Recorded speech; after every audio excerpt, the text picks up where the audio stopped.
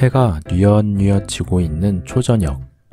복미선은 짱구에게 좀 씻으라고 하면서 잔소리를 하지만 짱구는 매일매일 씻는 게 귀찮은지 반항을 합니다.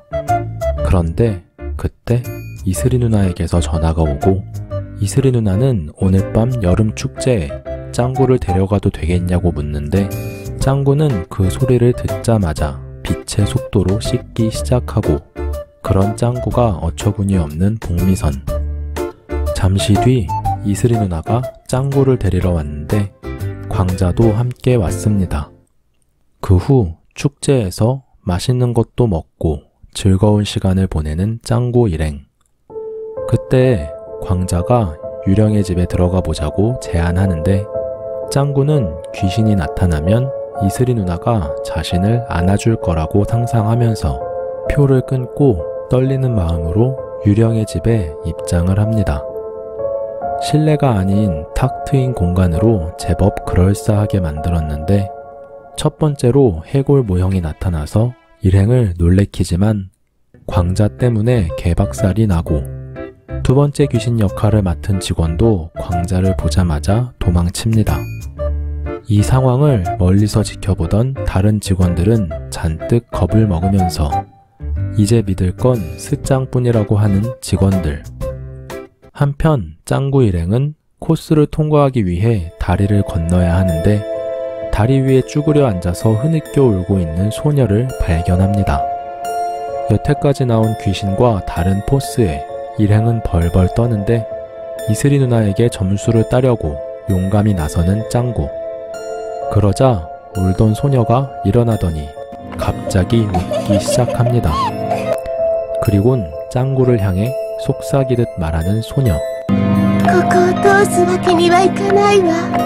겁이 난 짱구는 반쯤 정신이 나가서 부리부리 춤을 추는데 귀신 소녀 역할을 맡은 스짱은 당황한 나머지 발을 헛디뎌서 강에 빠지고 짱구 일행은 무사히 코스를 통과하게 됩니다.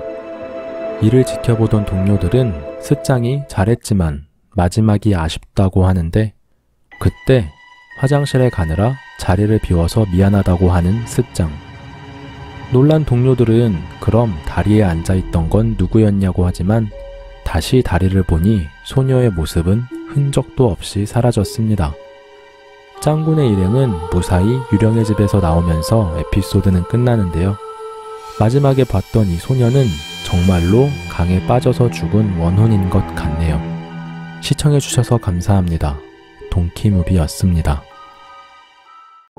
1997년 1월 3일 사람 하나 없는 카스카베시의 어두운 밤 골목.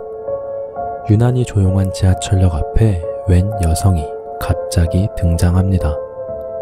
그때 뜬금없이 나타난 폭주족들은 여성 주위를 빙글빙글 돌며 나대는데 인간이 아닌 듯한 여자는 차를 두 동강 낸 후 유유히 이동하곤 레이더를 켜서 빨간 점이 있는 곳의 위치를 확인합니다.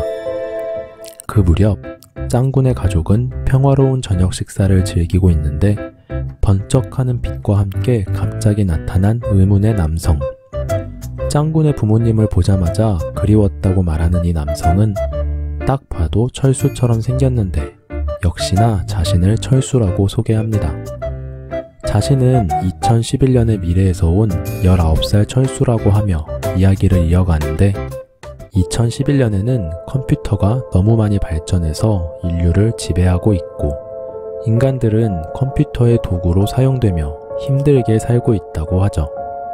그때 혜성처럼 등장한 히어로가 컴퓨터를 물리쳤다고 하는데 그게 바로 짱구라고 하는 철수. 미래의 메인 컴퓨터는 인류를 다시 지배하기 위해 타임머신을 만들었고 짱구를 죽이기 위해 이 여성형 사이보그 로봇을 보냈다고 합니다. 한편 짱구를 제거하기 위해 이동하던 사이보그는 자신의 앞길을 막는 모든 걸 부수며 짱구에게 접근하고 있습니다. 철수는 짱구를 보호하기 위해 미래에서 왔다고 하면서 사이보그의 등에 있는 정지 버튼을 누르면 짱구 암살을 막을 수 있다고 하죠. 그때 갑자기 들리는 흰둥이 짖는 소리에 마당을 보는 일행. 창문 바깥쪽에 시뻘건 토마토가 피처럼 터지고 있는데 철수는 사이보그가 온 것 같다며 긴장하지만 맥주 한 잔 마신 아빠는 당당히 문을 열었다가 호박에 맞고 사이보그는 짱구를 죽이기 위해 집 안으로 들어옵니다. 짱구 엄마는 짱구를 데리고 도망가고 철수가 사이보그를 막아보지만 강철로 만들어진 사이보그는 꿈쩍도 하지 않고 철수는 로봇에게 당해 그만 쓰러지고 맙니다. 그런 장면을 사진으로 남기고 있는 짱구. 그때 짱구를 발견한 사이보그가 짱구를 죽이러 다가오는데 철수가 짱구를 데리고 밖으로 나가려고 하지만 실패하고 길이 막힌 철수는 2층으로 도망치는데 기괴한 모습의 사이보그는 천천히 짱구의 뒤를 쫓습니다. 하지만 2층에 아무도 없자 온 센서를 집중하는 사이보그. 지붕 위에서 들리는 미세한 소리를 듣곤 바로 공격 들어가는데 방해꾼인 철수는 1층으로 가차없이 던져버리고 최종 목표인 짱구를 제거하러 다가옵니다. 하지만 짱구가 뒤로 넘어지며 사이보그의 공격을 피하게 되고 철수는 이때를 놓치지 않고 사이보그의 전원을 끄는데 성공합니다.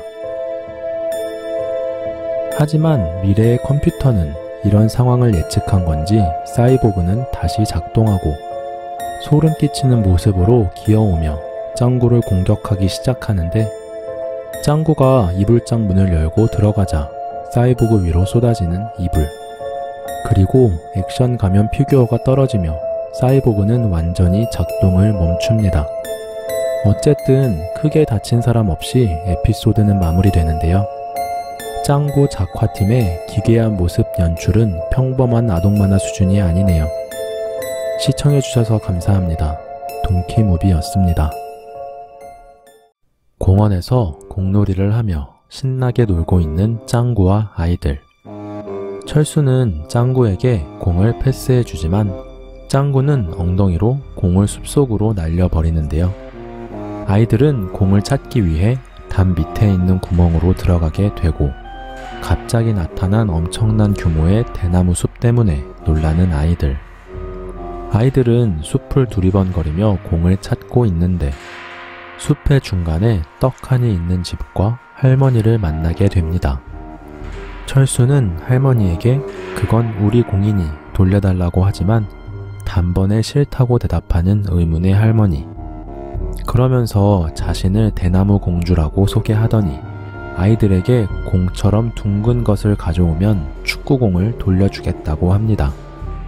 아이들은 공을 받기 위해 숲속으로 물건을 찾으러 가는데 철수는 둥그런 달이 찍힌 사진을 가져오지만 할머니는 이거론 안 된다며 퇴짜를 놓고 맹구가 가져온 동그란 전병을 먹고 또 퇴짜. 훈이가 가져온 물건들도 할머니의 마음을 만족시키지 못하죠. 마지막으로 짱구가 엉덩이 묘기를 펼치는데 할머니는 자신의 고향인 달이 떠오른다며 눈물을 흘리고 갑자기 피곤해진 건지 집 안으로 들어가 버립니다. 아이들은 결국 공을 받지 못하고 집으로 돌아가게 되죠. 그 후 갑자기 빛나기 시작하는 할머니의 집. 다음날 아침 아이들은 공을 돌려받으러 다시 대나무 숲으로 들어가지만 무언가를 보고 깜짝 놀라는 아이들. 하룻밤 사이에 할머니의 집이 감쪽같이 사라졌기 때문인데요. 맹구는 할머니의 집이 우주선이고 할머니는 달로 돌아갔을 거라고 합니다. 그때 하늘에서 갑자기 아이들의 축구공이 떨어지고 아이들은 대나무 숲을 빠져나오면서 에피소드는 마무리되는데요.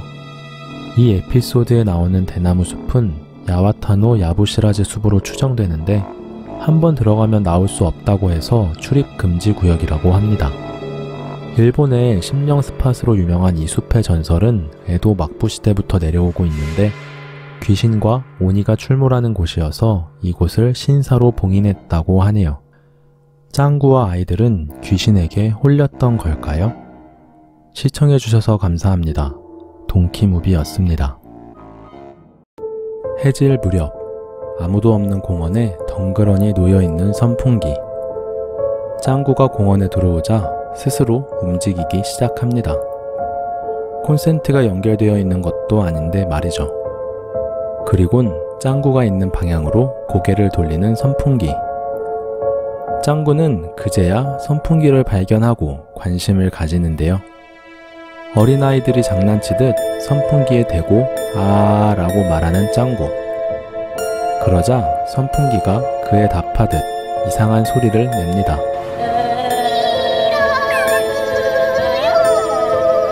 흰둥이는 귀신 씌인 선풍기라고 생각했는지 도망가고 몸을 질질 끌며 짱구를 따라가는 선풍기. 다음날 아침, 짱구는 엄마와 짱아를 따라서 외출하겠다고 조르는데 이슬이 누나가 온다는 소리에 집에 있겠다며 태세 전환을 합니다. 잠시 후 벨이 울리자 이슬이 누나가 왔다며 현관으로 뛰어나가는 짱구. 하지만 문을 열자 누나는 없고 선풍기만 덩그러니 있는데요. 엄마는 처음 보는 선풍기가 왜 여기 있는지 의아해하고 짱구가 이 선풍기는 이라고 말하려는 순간 이슬이 누나가 짱구네 집을 방문합니다. 짱구가 이슬이 누나에게 달려가자 고개를 돌리는 선풍기. 그 후 짱구와 이슬이 누나는 집으로 들어가고 엄마도 외출을 하는데 짱구가 있는 거실 쪽을 보며 두리번거리는 선풍기. 그 모습을 보고 겁에 질린 흰둥이는 미친 듯이 지저대고 짱구와 이슬이 누나는 밖으로 나와보는데 마당까지 와 있는 선풍기를 보곤 집으로 가지고 들어옵니다. 그리곤 선풍기를 쐬며 시원하다고 하는 짱구. 짱구는 누나 쪽으로도 돌려주겠다며 회전하게끔 버튼을 누르는데 잘 회전하는가 싶더니 이내 짱구 쪽으로 향하고 짱구가 이슬이 누나도 시원하게 해줘야 한다며 억지로 돌려보지만 선풍기는 오직 짱구만을 쳐다봅니다. 그러면서 짱구에게 사랑한다고 말하는 선풍기. 하지만 짱구는 이슬이 누나랑 케이크 먹으러 부엌으로 가는데 혼자 남겨진 선풍기는 시무룩한지 고개를 떨구고 짱구를 뺏긴 게 이슬이 때문이라고 합니다. 그리곤 갑자기 본색을 드러내며 이슬이를 공격하기 시작하는데 사라져버리라고 하며 바람을 내뿜는 선풍기. 짱구가 선풍기를 끄려고 하지만 회피해버리고 흰둥이가 달려들어 보지만 속수무책입니다. 스위치를 끄면 되겠다고 하더니 실수로 강풍을 누르는 짱구. 그러자 엄청난 바람이 불며 이슬이 누나는 거의 날아가기 직전인데 너무 강한 바람의 반작용 탓인지 선풍기의 몸이 뜨기 시작하고 강풍은 안 된다고 말하며 밖으로 날아가 버립니다. 그렇게 사라져버린 선풍기를 쳐다보며 에피소드는 끝나는데요. 선풍기는 왜 그렇게 이슬이 누나를 질투하고 짱구에게 집착한 걸까요? 시청해주셔서 감사합니다. 동키무비였습니다. 끙끙거리는 신음소리를 내며 낮잠을 자고 있는 복미선. 표정을 보니 아무래도 가위에 눌린 것 같은데요.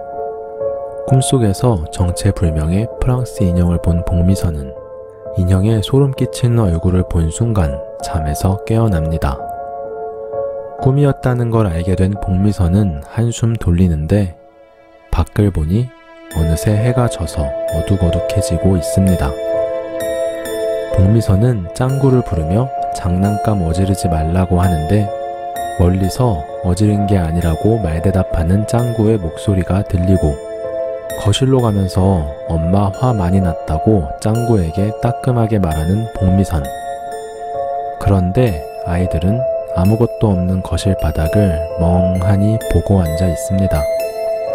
복미선은 뭔가 느낌이 이상하지만 센 척하며 이쪽을 보라고 하는데 아이들의 장난에 깜짝 놀라는 복미선. 그 무렵 신영만은 웬 종이 쇼핑백을 들고 집으로 향하는데요. 복미선은 집에 온 신영만에게 이 봉투 속에 뭐가 있냐며 열어보고 꿈속에서 본 노란 머리의 프랑스 인형을 보게 됩니다.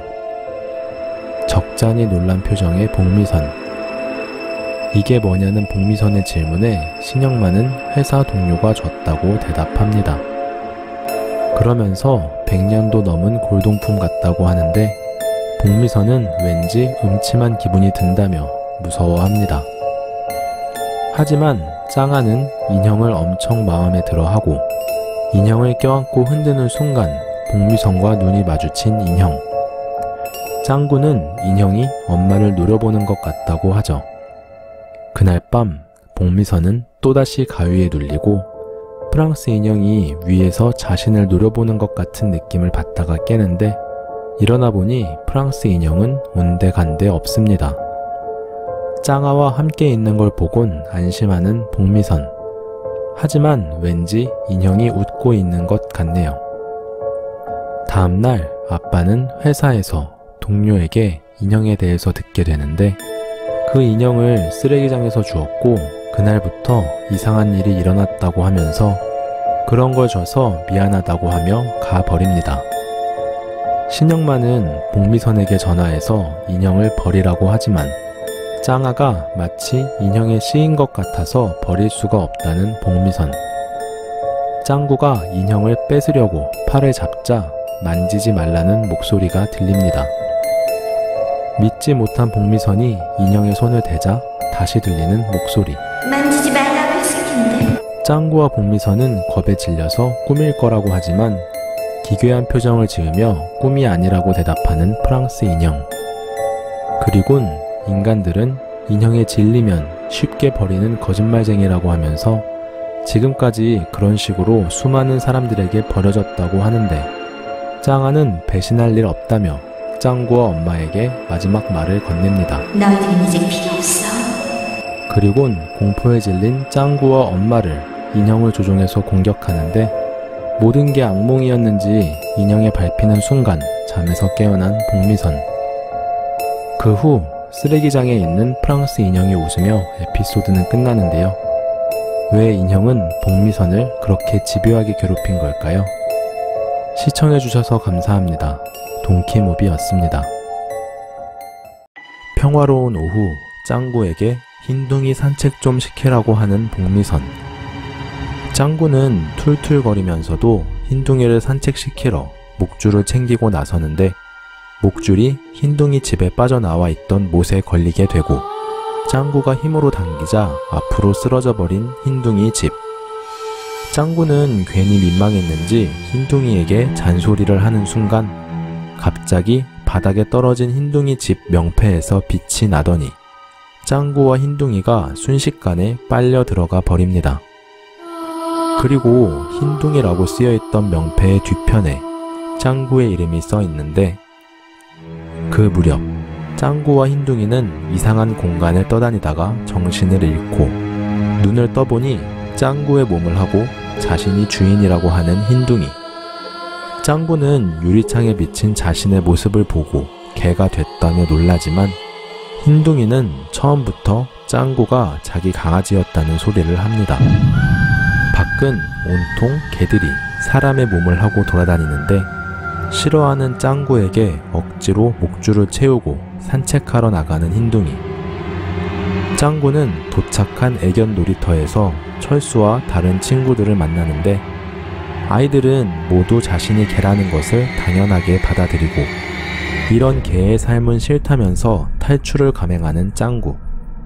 흰둥이는 그런 짱구를 붙잡으러 따라오는데 뭔가 눈치를 챈 맹구는 짱구에게 이 세상 개가 아닌 것 같다고 하면서 달리다 지쳐 쓰러진 짱구에게 여기로 올 때 무슨 일이 있었냐고 묻는데요.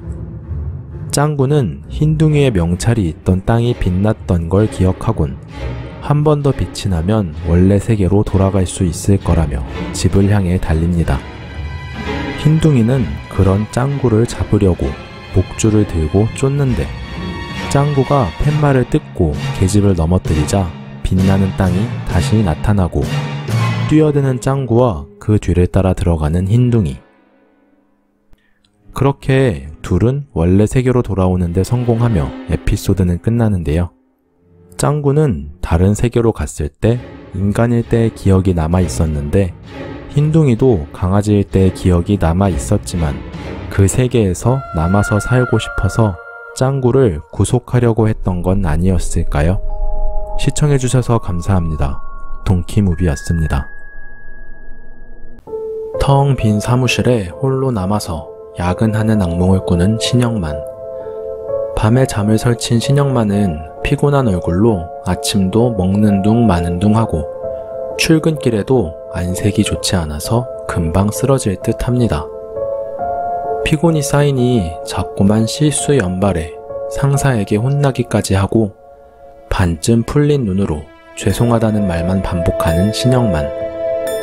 퇴근 후 극도로 지친 신영만은 홀로 가게에 앉아서 맥주를 마시는데 옆자리에 앉은 의문의 남성은 신영만에게 매우 피곤해 보인다면서 자신을 드림컴퍼니의 직원이라고 소개합니다.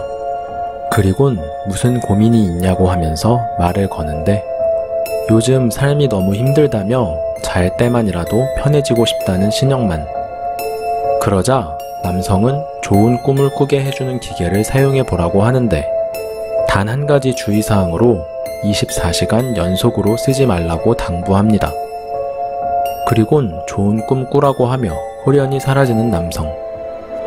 집에 온 신영만은 베개를 베고 잠에 드는데 다음날 아침 아무리 흔들어 깨워도 일어나질 않는 신영만. 이상한 베개 때문인가 싶었던 복미선은 남자의 명함을 발견해서 연락하게 되고 복미선의 연락을 받고 급하게 방문하게 된 남성. 걱정하는 복미선에게 이 베개는 원하는 꿈을 꾸게 해주는 물건이라고 합니다.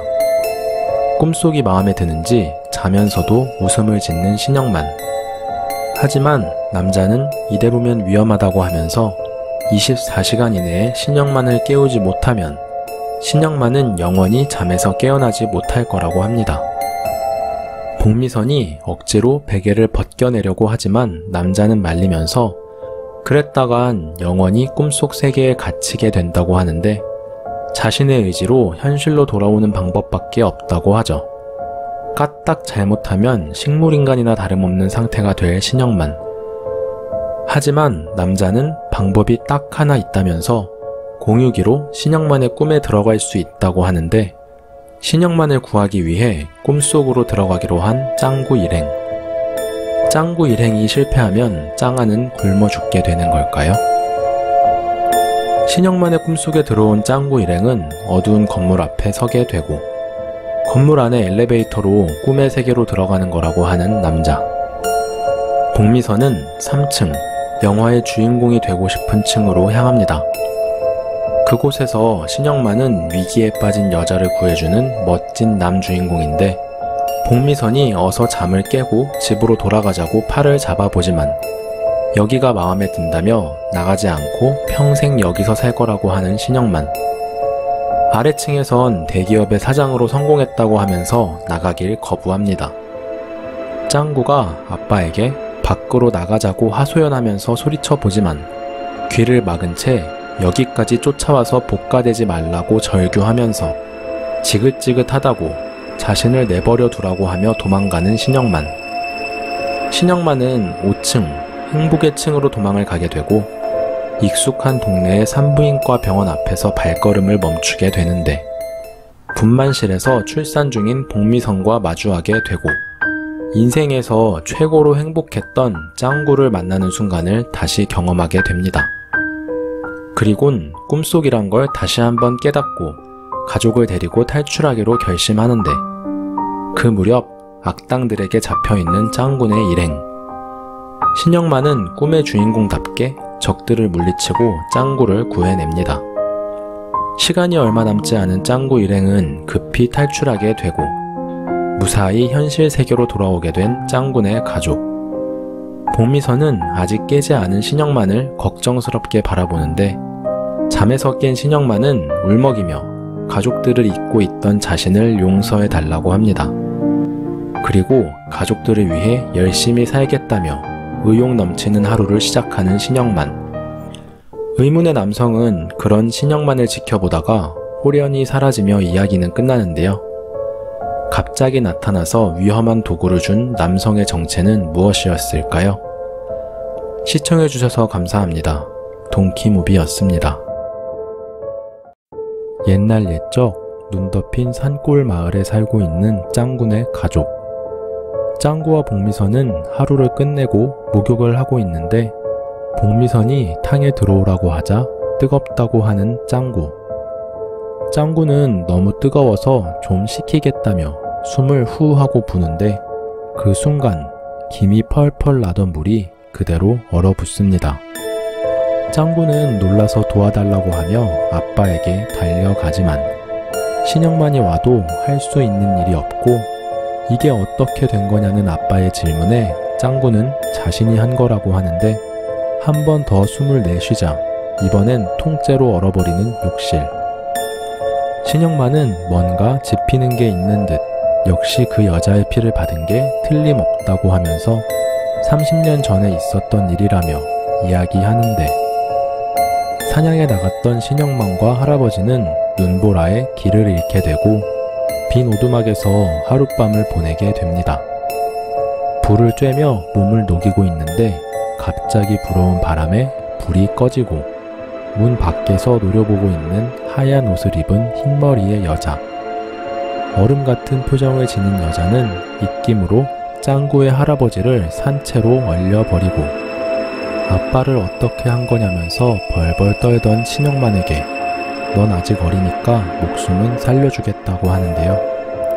대신 오늘 일을 다른 사람에게 말하면 너도 얼리겠다고 하며 사라집니다. 그 후 20년이란 시간이 지나 신영만은 회사에서 만난 동료와 결혼하고 아들을 낳고 이름을 짱구라고 짓고 행복하게 살아가는데 유독 눈보라가 심하게 몰아치는 어느 날 술을 한잔 한 신영만은 이런 날이면 떠오르는 일이 있다고 합니다. 그리고는 아버지가 돌아가셨던 그날의 이야기를 하고 자신은 이 이야기를 비밀로 하는 대가로 살아남았다며 말을 마치는데 그 이야기를 다 듣곤 갑자기 변하는 부인. 그런데 당신은 결국 말해버리고 말았고. 부인은 약속을 지키지 않았으니 신영만을 얼려버리겠다고 합니다. 그때 들리는 짱구의 울음소리에 고개를 떨구는 여자. 신영만이 없으면 짱구는 혼자서 살아갈 수 없다고 하면서 신영만을 살려둔 채 떠나가 버리죠. 남편의 전 부인 이야기를 들은 복미선은 각성 후 얼음에서 탈출하고 그날은 아무 사고 없이 조용히 지나가게 됩니다. 며칠 후 짱구는 진짜 엄마를 만나보겠다며 눈보라를 헤쳐나가고 복미선과 신영만은 걱정스러운 표정으로 짱구의 뒤를 따르는데 그때 눈보라 속에서 나타나는 설녀. 짱구는 친엄마에게 달려가서 안기고 그 모습을 본 복미선은 친엄마랑 행복하게 살라고 하며 눈물을 흘리는데 다시 복미선 품에 안기며 엄마가 더 좋다고 하는 짱구. 설녀는 그런 짱군의 가족을 보내주며 에피소드는 마무리되는데요. 짱군의 할아버지만 애꿎게 죽은 외전 에피소드였네요. 시청해주셔서 감사합니다. 동키무비였습니다. 집에서 혼자 놀다가 반짝이는 구슬을 발견하곤 주우러 가는 짱아. 하지만 짱구는 구슬을 먼저 집어들더니 짱아에게 작다고 하면서 나중에 더 크면 잡아보라며 놀리는데 그러다가 괜히 엄마에게 매만 버는 짱구. 그 후 엄마는 낮잠 시간이라며 짱아를 재우고 짱구도 이불 하나 없이 그대로 바닥에 누워 잠이 듭니다. 잠시 후 잠에서 깬 짱구는 뭔가 이상한 기분을 느끼고 갑자기 눈앞에 보이는 엄청난 크기의 공룡. 짱구는 깜짝 놀라서 부랴부랴 숨은 뒤 주위를 둘러보는데 자신이 작아졌다는 걸 깨달은 짱구. 어찌된 영문인지 모른 채 엄청나게 작아져 있습니다. 그 후 짱구는 어딘가에서 나는 이상한 소리를 따라가는데 소리가 점점 커지자 얼굴이 굳어지며 긴장하는 짱구. 복미선이 코 고는 소리였네요. 어찌됐든 몸이 작아진 짱구는 엄마에게 달려가며 도와달라고 하는데 엄마의 움직임 한 번에 그대로 깔려 죽을 뻔하고 겨우 피했나 싶었는데 이번엔 짱아가 짱구를 향해 달려옵니다. 작아진 짱구는 모든 게 공포스러워서 필사적으로 도망치지만 짱아에게는 작은 짱구가 그저 장난감으로 밖에 보이지 않는데 온 힘을 다해 엄마의 머리카락 속으로 도망치는 짱구. 하지만 결국 짱아의 손에 잡히게 되고 엄마의 머리카락을 잡으며 끝까지 저항해보지만 머리카락은 뽑혀버리고 짱아에게 먹혀버리는 짱구. 짱아의 입속으로 떨어지던 짱구는 갑자기 눈을 뜨는데 모든 것은 꿈이었고 짱구의 몸은 정상으로 돌아와 있습니다. 그런데 엄마의 머리카락 한 가닥이 짱구 손에 쥐어져 있는 건 왜일까요? 시청해주셔서 감사합니다. 동키무비였습니다. 기차를 타고 어딘가로 여행 중인 짱구네 가족. 신영만은 비경으로 유명한 다음 역에 내려서 구경하자고 제안하는데 결국 콩고물이라는 역에 내려서 경치를 즐기기로 한 짱구네 가족. 호수 한가운데 떠있는 역이라서 경치가 끝내줍니다. 즐길 만큼 즐긴 짱구네 가족은 다음 열차를 타고 이동하려고 하는데 시간표를 보니 다음 열차까지는 2시간이나 기다려야 하고 배가 너무 고프다면서 벤치에 드러누워 버린 짱구. 그때 어딘가에서 맛있는 냄새가 나기 시작하는데 역 구석에서 기모노를 입고 가부키 화장을 한 소녀가 떡을 구워 먹고 있습니다. 어디서 왔냐는 신영만의 질문에 조용히 호수를 가리키는 소녀. 그리곤 떡을 먹고 가겠느냐고 묻는데 하나에 5,000원이나 하는 미친 가격이지만 떡을 먹기로 합니다. 떡을 석쇠에 올리는 소녀를 보며 찰떡구이가 맛있겠다고 하는데 그저 흔한 찰떡구이가 아니라며 음흉하게 미소 짓는 소녀. 부풀어 오르는 떡을 가만히 바라보던 짱구네 일행은 환상을 보게 되는데 신영만은 부장이 되는 환상을, 복미선은 멋진 남자에게 헌팅당하는 환상을, 짱구는 액션 가면을 만나는 환상을 보게 되죠. 떡이 다 부풀어 올라서 터지자 환상은 사라지고 놀란 얼굴의 짱구 가족. 떡을 먹고는 있지만 복미선과 신영만은 넋이 나간 표정입니다. 그때 음흉하게 웃으면서 환상의 뒷이야기가 궁금하냐고 묻는 의문의 소녀. 떡을 더 먹으면 볼 수 있다는 말에 모두 더 먹겠다며 떡을 달라고 합니다. 그리고 이어지는 환상에 한껏 기분이 좋아서 흥분하는 짱구네 가족. 하지만 이내 떡이 터지며 환상이 사라지자 실망감을 감추지 못하고 이미 배가 꽉 차서 부르지만 떡을 더 달라고 합니다. 의문의 소녀는 그저 웃으며 조용히 떡을 구워주는데 행복했던 환상은 점점 기괴하게 변하기 시작하고 괴로워하는 짱구네 가족을 보면서 입이 찢어지게 웃으며 좋아하는 소녀. 짱구네 가족은 서로 싸우는 환상을 보면서 환상은 폭발해 버리고 소름 끼치는 웃음을 남기며 서서히 사라지는 의문의 소녀. 짱구네 가족이 잠에서 깨 정신을 차리니 어느덧 기차에 다시 타 있는데요. 짱구 일행은 입에 콩가루가 묻어 있다면서 의아해하고 심지어 떡을 먹은 기억도 잃어서 속이 더부룩하다면서 에피소드는 끝나는데요. 배가 불러도 계속해서 떡을 굽는 모습이 마치 마약을 연상시키는 것 같네요. 시청해주셔서 감사합니다. 동키무비였습니다. 표정에서부터 보이는 녹초가 된 복미선과 신영만. 온종일 놀이공원에서 짱구랑 놀아줬기 때문인데요. 복미선은 탈만한 건 다 탔으니 이제 그만 집으로 돌아가자고 하는데 짱구는 마지막으로 유령의 집에 가자고 합니다. 그리곤 재미있겠다며 뒤도 돌아보지 않고 달려가는 짱구. 엄마 아빠는 짱구를 쫓아 좁고 어두운 복도를 따라가는데 첫 번째로 나타난 방은 비밀의 방. 짱구 일행은 평범해 보이는 방 안에 들어가서 의자에 앉는데 그 즉시 빙글빙글 돌기 시작하는 의자. 복미선은 당황해서 어떻게 이런 일이 일어나는 거냐고 하는데 신영만은 이건 착시현상일 뿐이고 사실은 방이 움직이는 거라고 합니다. 그 후 짱구 일행은 비밀의 방에서 나와서 다시 복도를 걷는데 복도 선반 위에 여자의 잘린 머리가 전시되어 있고 신영만은 제법 잘 만들었다며 감탄하지만 어린 짱구는 진짜 죽은 사람 머리가 아니냐며 덜덜 떱니다. 복미선은 짱구가 귀여운지 가짜라고 하면서 다음 방으로 이동하는데 그 순간 무서운 표정으로 짱구를 노려보는 머리. 짱구는 놀라서 주저앉고 복미선과 신영만이 달려오는데 짱구가 가리킨 머리는 언제 그랬냐는 듯 눈을 감고 있습니다. 신영만은 짱구에게 왜 그러는 거냐고 묻는데 그 순간 다시 노려보는 머리에 깜짝 놀라는 짱구네 일행. 하지만 곧 신영만은 천장의 영상기에 트릭이 있다고 설명해 주는데 그 사이 짱구가 쥐도 새도 모르게 사라졌습니다. 짱구는 오줌이 마려워서 겁도 없이 먼저 이동한 건데요. 미라의 관 앞에서 노상방뇨를 하고 손에 묻은 오줌을 닦기 위해 미라의 붕대를 사용하는데 그 순간 갑자기 미라가 나타나고 놀란 짱구는 붕대를 든 채로 도망가기 시작합니다. 미라는 붕대 때문에 어쩔 수 없이 짱구를 미친 듯이 쫓아가는데 짱구 일행과 미라는 다시 비밀의 방으로 들어가게 되죠.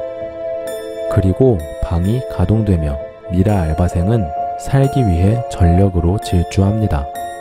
실제로 한국에서 이 놀이기구에 끼어서 사망한 사람이 있다는데 만화지만 현실 소름이 돋는 오싹한 장면이었습니다. 이 모습을 본 짱구는 바지에 오줌까지 지리게 되고 다행히 큰 사고는 나지 않고 무사히 빠져나오며 에피소드는 끝나는데요. 귀신을 봐도 겁내지 않는 짱구가 유일하게 지린 에피소드였네요. 시청해주셔서 감사합니다. 동키무비였습니다. 유치원 하원 후 아이들과 인사를 하고 집으로 들어가는 훈이. 집에 왔다고 인사를 하지만 아무 인기척도 없고 집 어디를 찾아봐도 엄마의 모습은 보이질 않습니다.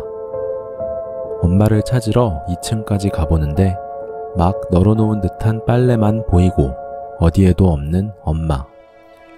뻐꾸기 시계에 똑딱거리는 소리가 기분 나쁘게 크게 들립니다. 아무도 없는 적막한 거실에 혼자 앉아있는 훈이. 괜히 오싹한 느낌이 들면서 무서워지는데요. 물 떨어지는 소리에도 깜짝 놀라고 고양이는 훈이를 노려보며 소름 끼치게 웃고 있고 불행의 상징인 까마귀 떼마저 훈이네 집 앞을 점령했습니다. 5살인 훈이가 감당하기엔 너무 공포스러운 상황이었던 건지 훈이는 결국 울면서 집을 나와 아이들에게 뛰어가고 엄마가 올 때까지만 집에 함께 있어달라고 합니다. 아이들이 함께 와서 훈이 엄마를 찾아보지만 아무 곳에도 없고 결국 아줌마가 올 때까지 훈이네 집에서 머무르기로 하는데 짱구와 훈이는 액션 가면 놀이를 하고 그 와중에 공부를 하는 철수. 유리와 맹구도 각자 할 일을 하며 시간을 보냅니다. 하지만 시간이 흘러도 아줌마는 오지 않고 시간 보내기에 지루해진 아이들은 집에 가겠다고 하는데 맹구가 TV를 보며 시간을 보내자고 합니다. 하지만 TV에선 공포 영화가 흘러나오고 무서운 장면이 나오자 패닉에 빠진 아이들. 채널을 돌려보지만 또다시 다른 무서운 프로그램이 나오는데 이 집의 2층에선 유령이 계단을 내려오는 소리가 들린다고 합니다. 그리곤 삐그덕거리는 소리가 나는데 그 순간 훈이네 집 2층에서도 삐그덕거리는 소리가 나고 공포에 질린 아이들은 조심스럽게 2층 계단을 주시하는데 그때 갑자기 계단 끝에서 나오는 이상한 형태의 물체. 아이들은 깜짝 놀라서 도망치며 에피소드는 끝나는데요. 사실 유령의 정체는 2층에서 낮잠 자던 훈이 엄마였고 훈이가 처음 왔을 땐 화장실에서 음악을 듣고 있었고 훈이가 집 밖으로 나간 사이 2층에서 잠들어서 아이들은 몰랐던 거죠. 어릴 땐 집에 혼자 있으면 왠지 모르게 무서웠던 기억이 나네요. 시청해주셔서 감사합니다. 동키무비였습니다.